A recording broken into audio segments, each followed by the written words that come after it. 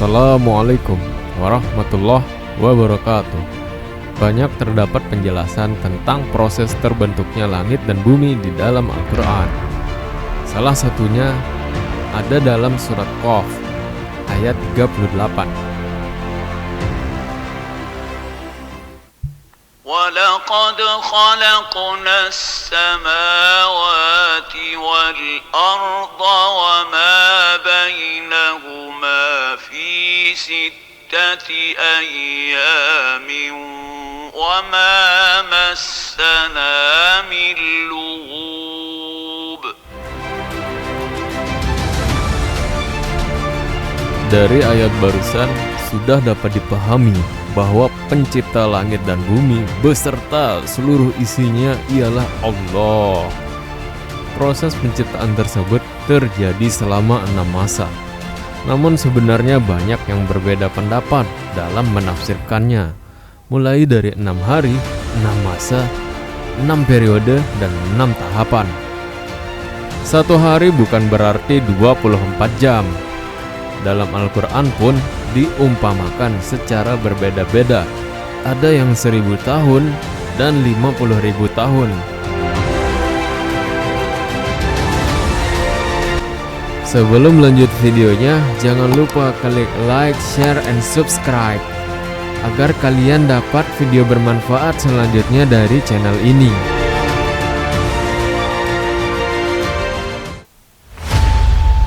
Dalam Quran surat An-Nazi'at ayat 27 hingga 33, para ahli mengambil kesimpulan bahwa proses penciptaan langit dan bumi terjadi dalam 6 masa.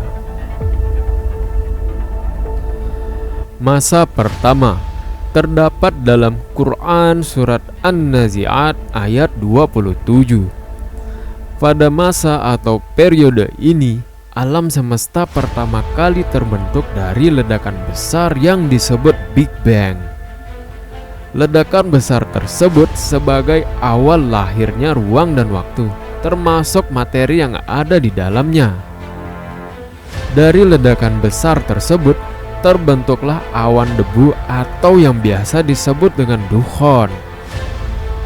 Ketika awan debu ini berkondensasi sambil berputar dan memadat, di situ terbentuk unsur hidrogen.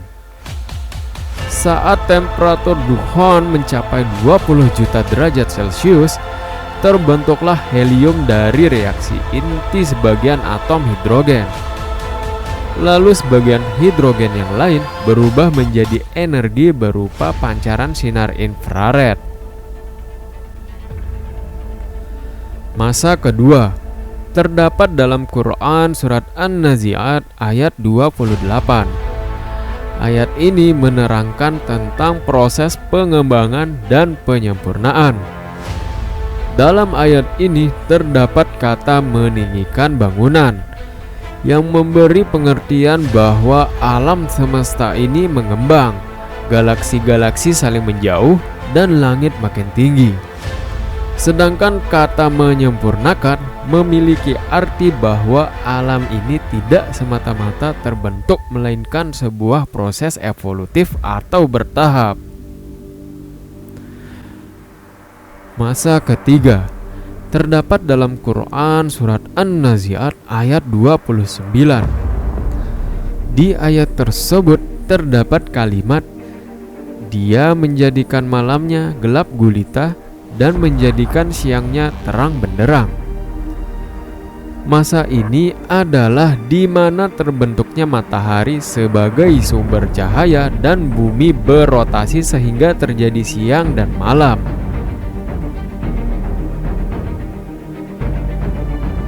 Masa keempat terdapat dalam Quran surat An-Nazi'at ayat 30. Pada masa ini daratan bumi muncul. Dahulu kala terjadi tumbukan antara matahari dengan sebuah komet yang menyebabkan sebagian massa matahari terpental keluar. Massa yang terpental ini menjadi planet. Di antaranya adalah bumi.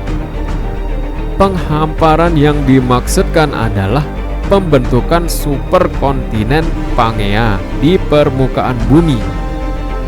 Ketika bumi baru terbentuk, belum ada daratan, yang ada hanyalah batuan-batuan yang berpijar dengan suhu ratusan derajat Celcius.